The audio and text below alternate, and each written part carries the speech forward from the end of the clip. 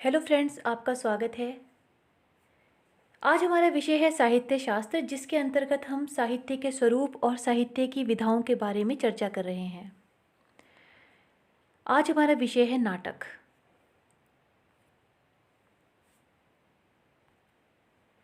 नाटक की परंपरा बहुत प्राचीन है। नाटक दृश्य काव्य है। संस्कृत साहित्य शास्त्र में कहा गया है, काव्य शास्त्र में नाटक अधिक रमणीय है। हिंदी नाटकों के जन्मदाता भारतेंदु हरिश्चंद्र है। हिंदी का प्रथम नाटक नहुष को माना जाता है, जो भारतेंदु के पिता गिरधर दास द्वारा रचित है। नाटक की परिभाषाएं। भरत मुनि के अनुसार विश्व के समस्त भावों का अनुकीर्तन या अनुकरण ही नाटक है। धनंजय के अनुसार अवस्था की अनुकृति को नाटक कहते हैं। बाबू गुलाब राय के अनुसार नाटक जीवन की सांकेतिक अनुकृति नहीं, वरन सजीव प्रतिलिपि है। भारतेंदु हरिश्चंद्र ने नाटक के लक्षण इस प्रकार बताए हैं।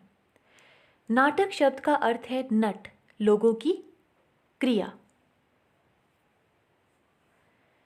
नट कहते हैं विद्या के प्रभाव से अपने एवं किसी वस्तु के स्वरूप के फेर या स्वयं दृष्टिरोचन के अर्थ में फिरना। दृश्य काव्य की संज्ञा रूपक है। रूपकों में नाटक ही सबसे मुख्य है, इसलिए रूपक मात्र को नाटक कहते हैं। नाटक के तत्व वस्तु, नेता या पात्र, रस, अभिनय। वस्तु।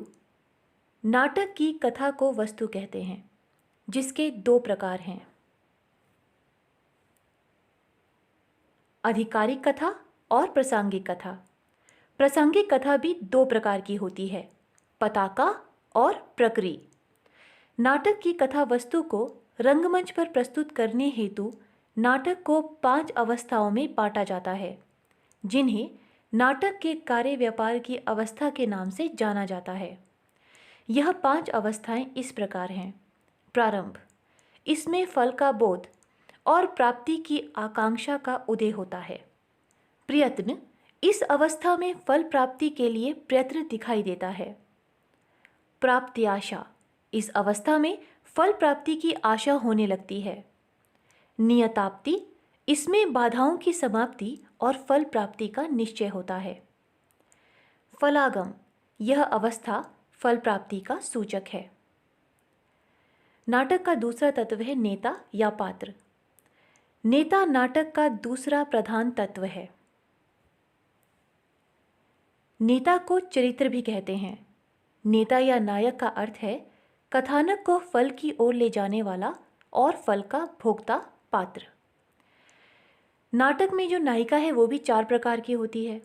स्वकीय नायिका, स्वयं की विवाहिता, परकीय नायिका, दूसरे की विवाहिता, सामान्य स्त्री यानी कि गणिका आदि। नायक के 4 प्रकार हैं। धीरोदात्त। वह नायक जिसका अंतःकरण शोक, क्रोध इत्यादि से अविचलित रहता है, जैसे राम और युधिष्ठिर। धीर ललित। कला आसक्त, सुखान्वेषी, कोमल एवं निश्चित स्वभाव वाला नायक, जैसे उद्मन और श्री कृष्ण। धीर प्रशांत, शांत स्वभाव वाला, सामान्य गुणों से युक्त ब्राह्मण अथवा वैश्यादि नायक, जैसे मृच्छकटिकम का नायक चारुदत्त। धीरोदात्त। मायावी, अहंकारी, उग्र, चपल, धोखेबाज, आत्मप्रशंसक नायक, जैसे रावण, मेघनाद, परशुराम इत्यादि। रस। ये तीसरा तत्व है नाटक का। रस नाटक की आत्मा है। श्रृंगार, करुण और वीर रस में से किसी एक रस की प्रधानता मुख्य रूप से नाटक में होती है। रसानुभूति को मुख्य नाट्य प्रयोजन माना गया है। इसके अतिरिक्त भारतीय नाट्य शास्त्र में धर्म, अर्थ, काम, मोक्ष इस चतुष्टय को भी नाटक का मुख्य उद्देश्य माना गया है। चौथा तत्व है अभिनय। नाटक का अभिनय और रंगमंच से सीधा संबंध है। अभिनय भी 4 प्रकार का होता है। आंगिक। अभिनय में अंगों का संचालन एवं विभिन्न शारीरिक चेष्टाएं आंगिक अभिनय कहलाता है। वाचिक स्वरों के उतार चढ़ाव और लहजे से अवस्थाओं के अनुकरण को वाचिक अभिनय कहा जाता है। आहार्य कृत्रिम वेश, रचना और श्रृंगार इत्यादि से जो अनुकरण होता है वह आहार्य अभिनय कहलाता है। सात्विक प्रसंग और स्थिति के अनुसार स्वेद, प्रकंप, रोमांच, स्वरभंग इत्यादि का अभिनय सात्विक अभिनय है। अभिनय के इन चारों प्रकारों में सात्विक अभिनय को श्रेष्ठ माना जाता है। संवाद संवाद नाटक का प्राण तत्व है। संवाद को कथोपकथन, कथन, वार्तालाप अथवा डायलॉग कहते हैं। नाटक के संवादों में निम्नलिखित गुण अपेक्षित हैं। नाटक के संवादों में नाटकीयता का गुण होना चाहिए। नाटक के संवाद संक्षिप्त होने चाहिए। नाटक के संवाद कथा विकास में सहायक होने चाहिए। नाटक के संवाद पात्रानुकूल होने चाहिए। नाटक के संवादों में चरित्र व्यंजकता का गुण होना चाहिए। नाटक के संवाद में पात्रों के वाचिक अभिनय के साथ साथ आंगिक और सात्विक अभिनय को स्वाभाविक रूप से उत्पन्न करने की क्षमता होनी चाहिए। नाटक के संवादों की भाषा सरल, सहज, स्पष्ट एवं बोधगम्य होनी चाहिए ताकि दर्शक सुगमता से रस अनुभूति प्राप्त कर सकें।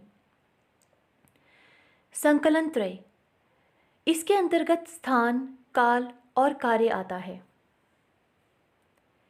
वस्तुतः देश, काल और कार्य की एकता संकलन त्रय है।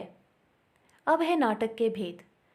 नाटक 3 प्रकार के हैं: विषय के आधार पर, प्रवृत्ति के आधार पर और स्वरूप के आधार पर। विषय वस्तु की दृष्टि से नाटक के प्रकार हैं: पौराणिक नाटक, ऐतिहासिक नाटक, सांस्कृतिक नाटक, सामाजिक नाटक, गीति नाट्य। नाटक के आधुनिक भेदों में रेडियो नाटक, गीति नाटक और एकांकी नाटक। नाटक और रूपक। नाटक के अंतर्गत रूपक की चर्चा बार बार होती है। रूपक अलंकार है तो संगीत विद्या में यह ध्रुवताल के लिए प्रसिद्ध है। कथा काव्य के रूप में भी इसका प्रयोग होता है, जिसे अंग्रेजी में एलेगरी कहते हैं। नाट्य शास्त्र में रूपक दृश्य काव्य का पर्याय है। रूपक में अभिनय के 3 अंग हैं: नृत्य, नृत्य और नाट्य। रूपक के 10 भेद हैं: नाटक, प्रकरण, अंक, व्यायोग, भाण, समवकार, वीथी, प्रहसन, डिम, इहामृग। नाटक को रूपक भी कहा जाता है क्योंकि नाटक में अभिनेता द्वारा मूल पात्र के रूप, चेष्टा इत्यादि का अभिनय अनुकरण रूप में किया जाता है। नाटक और रूपक में अंतर। नाटक में मूल पात्रों की विभिन्न चेष्टाओं आदि का अनुकरण मात्र अपेक्षित होता है, जबकि रूपक में इसके साथ साथ पात्रों के मूल रूप का आरोपण भी आवश्यक होता है। नाटक में गति एवं क्रियात्मकता की प्रमुखता होती है, जबकि रूपक में मूल रूप से वेशभूषा आदि को अधिक महत्व दिया जाता है। संस्कृत के आचार्यों द्वारा नाटक की अपेक्षा रूपक को अधिक व्यापक अर्थ में प्रयुक्त करते हुए इसके 10 भेद किए गए हैं, जिनमें एक भेद नाटक भी है। एकांकी। एकांकी का अर्थ है एक अंक वाला। दृश्य काव्य का वह भेद जिसमें केवल एक अंक होता है उसे एकांकी कहते हैं। रामकुमार वर्मा के शब्दों में एकांकी में एक भावना और एक घटना का प्राधान्य होता है। वही घटना कली के समान खिलकर पुष्प के रूप में विकसित हो मानव हृदय को आह्लादित करती है। विष्णु प्रभाकर के अनुसार एकांकी नाटक का छोटा रूप नहीं है। बड़ा नाटक उपवन के समान है और एकांकी गमले के समान। नगेंद्र के अनुसार एकांकी में हमें जीवन का क्रमबद्ध विवेचन न मिलकर एक पहलू, एक महत्वपूर्ण घटना, एक विशेष परिस्थिति अथवा एक उदीप्त क्षण का स्वरूप चित्रण मिलता है। इस प्रकार एकांकी में एक भाव, एक पक्ष, एक चरित्र अथवा एक कार्य की व्यंजना होती है। एकांकी के तत्व। एकांकी के तत्व हैं कथा वस्तु, पात्र और चरित्र चित्रण, संवाद, देश काल और वातावरण, अभिनेता और उद्देश्य।